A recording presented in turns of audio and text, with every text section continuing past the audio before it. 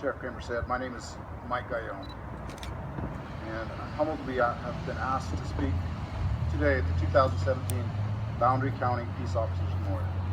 I've proudly served with the Bonner County Sheriff's Office for just over 2 years, and I've been in law enforcement a little over 4.5 years. Like many of my peers, law enforcement runs in the family. My father served with the California Highway Patrol. I had an uncle that was a patrol sergeant in Berlin, New Hampshire. And I'm told I have other family members that have served as police officers as well. It took me 47 years to answer the call. Better late than never, I guess. I have no regrets, not for 1 second, for having followed my family into this career. Law enforcement is more than a career. It's a way of life. It's a calling. With working holidays, nights, being spit at, called names that were not issued at birth, they're not your thing, law enforcement may not be for you. If long hikes in the rain, late night counseling sessions with your favorite drunk makes you uncomfortable, law enforcement may not be for you. However, helping the public and working with some of the finest and most dedicated men and women you will ever meet sounds appealing. Consider law enforcement. It may be for you. This day has a different meaning to each of us. I'm here today to explain what this day means to me. Hopefully when we leave with a deeper understanding of the sacrifice made by law enforcement officers, not only here in Boundary and Bonner County, but in all of Idaho and across our entire country. A few years ago, I was blessed to be able to visit the Arizona Memorial in Pearl Harbor. Most of us are familiar with that story. If not, I ask you to become familiar. It's well worth your time.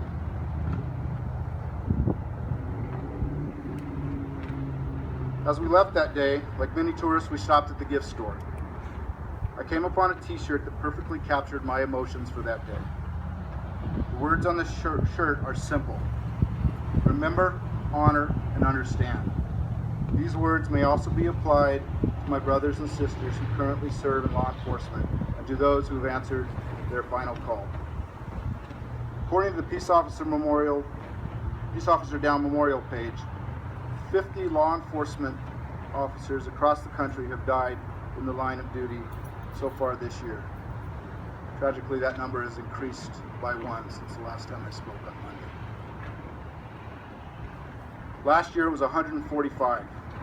In Idaho, a total of 66 law enforcement officers have died in the line of duty. Most recently, in our little corner of the world, we've lost 3 brothers and sisters. Coeur d'Alene PD Sergeant Greg Moore was murdered on May 5th, 2015 while conducting a routine check of a suspicious person. Sergeant Moore was 43 years old. Idaho State Trooper Linda Huff was murdered in a cowardly ambush on June 17, 1998. Trooper Huff was 33 years old. On January 12, 1989, U.S. Forest Service officer Brent Jacobson was murdered while assisting Bonner County deputies track down 2 robbery suspects. Officer Jacobson was 41 years old. We remember these 3 officers because we were their friends, neighbors, and their family. But nearly every day we are told of another brother or sister taken from us too early. We may not know their names, but let us never forget their sacrifice. Being a law enforcement officer is an honor. For most that have put on the badge, law enforcement is the culmination of a dream. Law enforcement officers are the best of the best. To be entrusted with public safety, to be your brother's keeper, is an honor that is performed around the clock 365 days a year, not by supermen or superwomen, but by ordinary people, your husbands and wives, your brothers, your sisters, your sons, daughters, mothers, and fathers, individuals who are supremely capable of just about anything they set their mind to. Let that sink in for a second. Trooper Huff, Sergeant Moore, and Officer Jacobson could have chosen another profession, one that probably paid better and certainly would have been safer. They did not. They chose a career that would see them miss birthdays, holidays, a career that required them to wear not a suit and tie, but a firearm and a ballistic vest. They chose a career where they never knew if they would return home. Would that hug from their loved one be the last? They chose a career that expects them to run towards danger while others run away.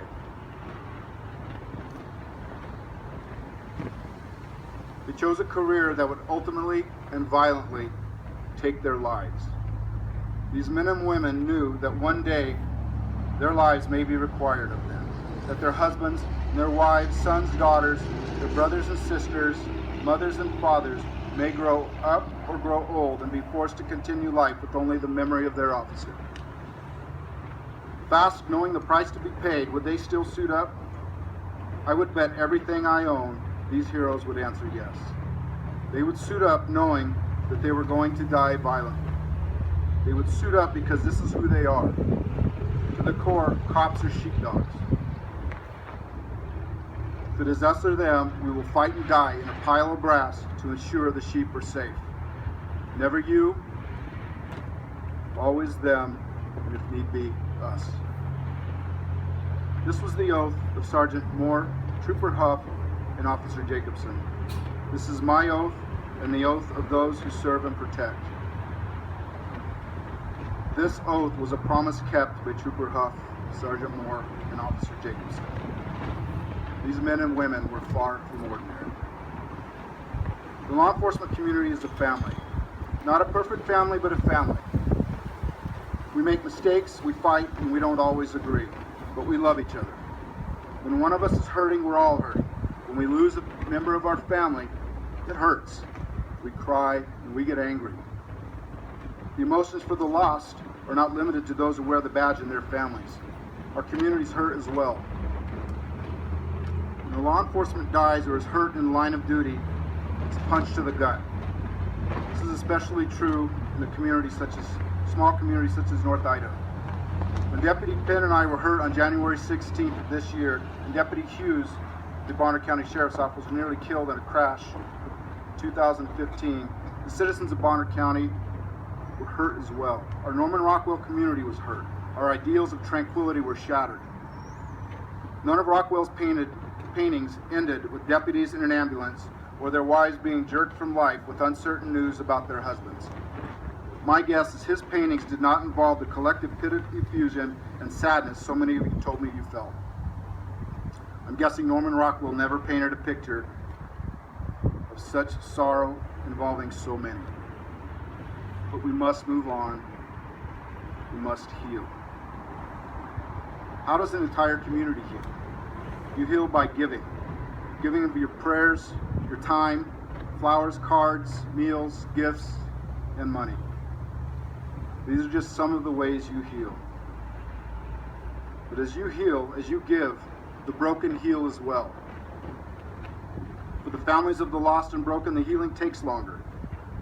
Their healing involves scars, some physical and some emotional. But they move on. What about the lost?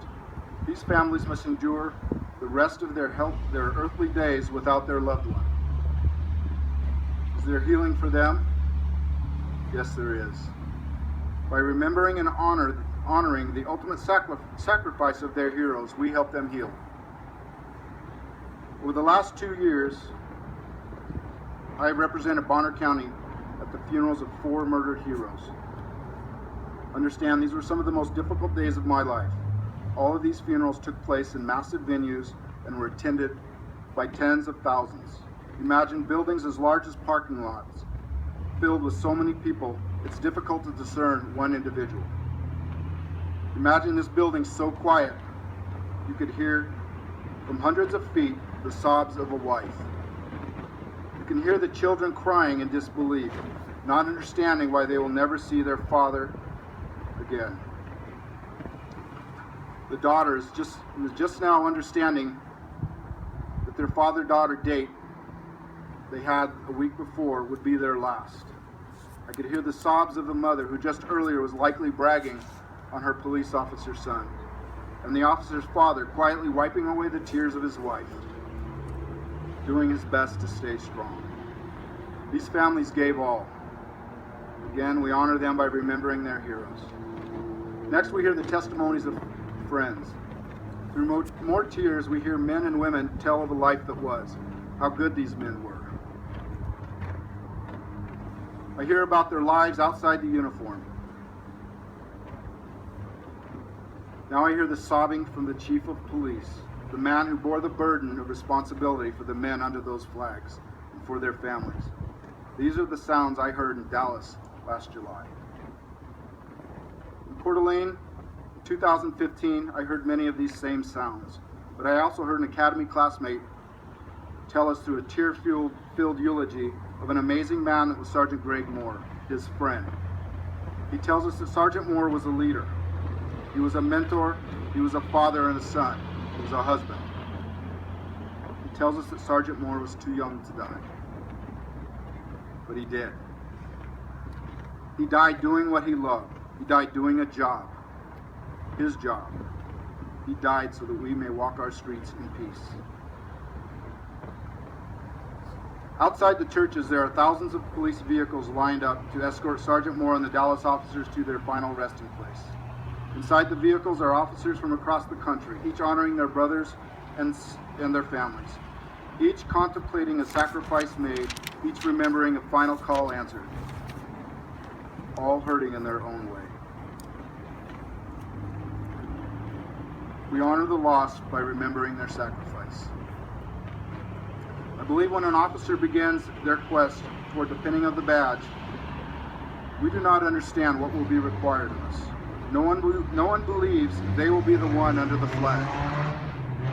We may understand the concept of sacrifice, but not the reality. It is through months of academy and field training when understanding begins.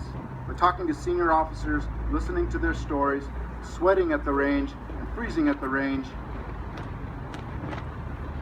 seeing the repeated disappointment on the faces of our wives and family as we again miss an important event. We begin to understand when we hear of fallen heroes, when we attend their funerals and listen to the tears of the loved one. Our understanding of sacrifice begins.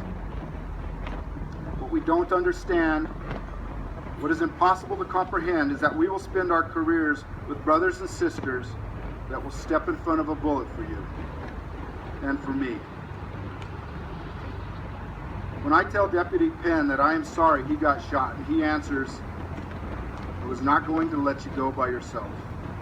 My 30-year-old partner, a man I have known for less than 5 years, said, "I was not going to let you go by yourself," as if we were going for a cup of coffee.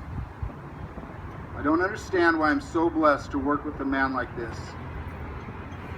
A man with everything to lose and everything to live for, who follows his partner into the unknown.